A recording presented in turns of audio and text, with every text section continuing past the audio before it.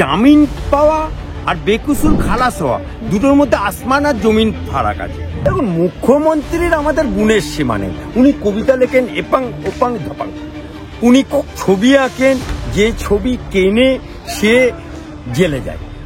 চট্টোপাধ্যায় তার সাথে অর্পিতার দেখা হওয়াটাই স্বাভাবিক। মাঝে যদি কেউ বাধা থেকে তাকে ওই রকম শোভনের জল শোভনের মতো ধাক্কা দিয়ে শুনে সে বলে ও একটা নারী পিপাসু বীরভূমি। উনার গায়ে একটা স্ট্যাম্প লেগে গেল যে জেল খাটা আসামি, যেমন 3.5 বছরের কুণাল ঘোষের গায়ে স্ট্যাম্প লেগে আছে।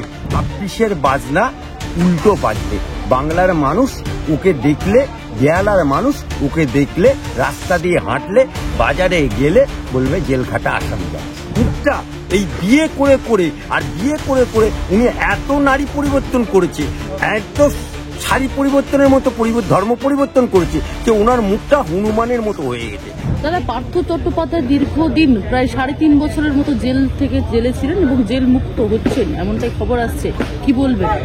দেখুন, কোনো আইনে, ভারতবর্ষের আইনে দীর্ঘদিন কোনো মানুষই জেলে থাকতে পারে না, জামিন পায়। কিন্তু জামিন পেলেও মানে সে বেকসুর খালাস হলো, এটা কোনো ভাববার নেই।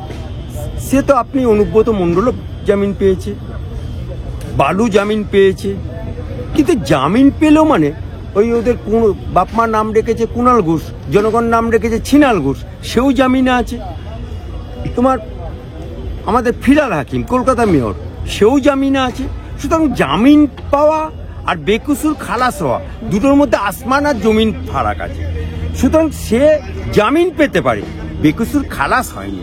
তাই তাকে যে কোনো মুহূর্তে, যে কোনো অজুহাতে আবার তাকে প্রতিটা ডেটে ডেটে হাজির হতে হবে, এবং কোর্ট যদি মনে করে তাকে আবার জেলে ঢুকাবো, আবার জেলে ঢুকে যেতে হবে। অর্থাৎ উনার গায়ে একটা স্ট্যাম্প লেগে গেল যে জেল খাটা আসামি, যেমন 3.5 বছরের কুণাল ঘোষের গায়ে স্ট্যাম্প লেগে আছে। ও কয়লা ময়লা সাবান দিয়ে ধুলে যায় না, সেরকম পার্থ চট্টোপাধ্যায়ের এই যে জেল খাটা আসামি কয়লা ময়লা সাবান দিয়ে ধুলে যাবে না। অর্থাৎ জেল খাটা আসামি, ওর বংশ পরস্পর এই ঐতিহ্য, এই জেল খাটা আসামির দাগ বয়ে বেড়াতে হবে, এবং ও যতদিন বাঁচবে ততদিন পর্যন্ত কোর্ট আর বাড়ি করতে হবে। তারিখ পর তারিখ, তারিখ পর তারিখ কোর্টে হাজির দিতে হবে। অর্পিতার সঙ্গে দেখা করার সম্ভাবনা রয়েছে কি বলবেন? দেখুন, অর্পিতার সাথে দেখা হওয়ার সম্ভাবনা নেই এ কথা বলবো না, দেখা হতেই পারে, সাক্ষাৎ হতেই পারে। কারণ উনি উনার বাড়িতে সমস্ত টাকা গচ্ছিত রেখেছিল, যেমন বৈশাখী শোভন। তা বৈশাখী শোভন রাস্তা দিয়ে হাঁটছে এই তৃণমূলের মিছিলে, আর বৈশাখী সামনে যাচ্ছিল, ঠিক সামনে একটা লোক চলে এসছে বলে বৈশাখীর সাথে শোভন হাঁটতে পারছে না বলে ছেলেটাকে, সে তৃণমূল কর্মী, তাকে ধাক্কা দিয়ে সরিয়ে দিচ্ছে। তা সেই রকম এই যে আমাদের এই পার্থ চট্টোপাধ্যায়, তার সাথে অর্পিতার দেখা হওয়াটাই স্বাভাবিক। মাঝে যদি কেউ বাধা থেকে তাকে ওই রকম শোভনের জল শোভনের মতো ধাক্কা দিয়ে সরিয়ে দেয়। ঠিক কয়েক মাস পরে নির্বাচন রয়েছে পশ্চিমবঙ্গে, তার কিছুদিন আগে জেল মুক্তি হলো, সেক্ষেত্রে কি আবারও তৃণমূলে ফিরে যেতে পারেন পার্থ চট্টোপাধ্যায়, কি মনে হচ্ছে? দেখুন, জেল খাটা আসামি জেল থেকে বাড়ি আসবে, কিন্তু তার এফেক্ট বাংলায় বা ও যেখান থেকে দাঁড়িয়েছিল বেহালা কেন্দ্রে, সুতরাং সে তার এফেক্ট আরো উল্টো বাজবে। অর্থাৎ 26-এর বাজনা উল্টো বাজবে।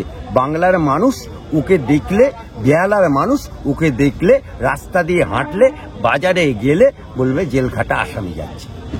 মুখ্যমন্ত্রী মমতা বন্দ্যোপাধ্যায় জাপান থেকে দেওয়া হচ্ছে দিলীপ সম্মান, কি বলবেন?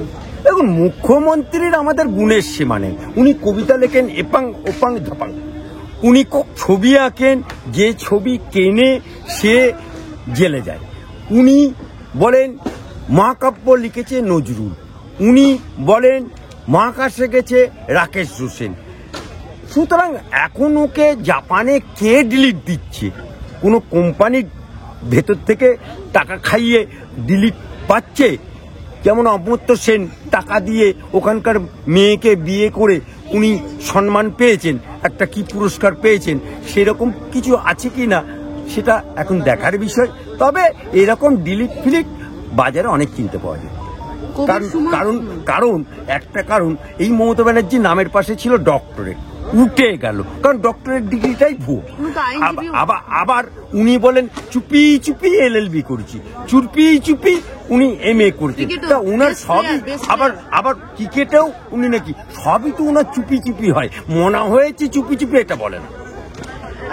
কবির সুমন দাবি করছেন, একটা প্রকাশ্য জায়গা থেকে তিনি দাবি করছেন, সেখান থেকে বলছে হিন্দু এবং হিন্দুত্ববাদকে ঘোচাতে হবে, সরাতে হবে।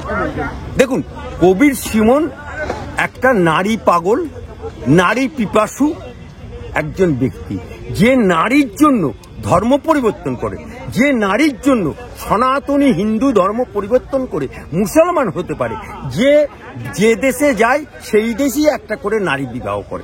আজকে ও মরলে কবরে যাবে না শ্মশানে যাবে, নাকি ওকে বাঁশ দিয়ে টাঙিয়ে দেওয়া হবে, চিলকুয়াতে খাবে, সেটা এখন দেখার বিষয়।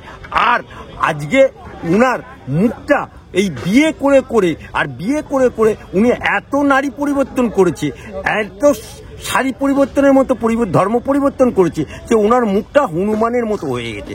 তাই উনি আজকে বাংলার লোক হয়ে যে বক্তব্য দিচ্ছে বা যে কথা বলছে তার কোনো বেস নেই, তার কোনো ভ্যালু নেই, বরঞ্চ লোকে বলে ও একটা নারী পিপাসু বীর হনুমান।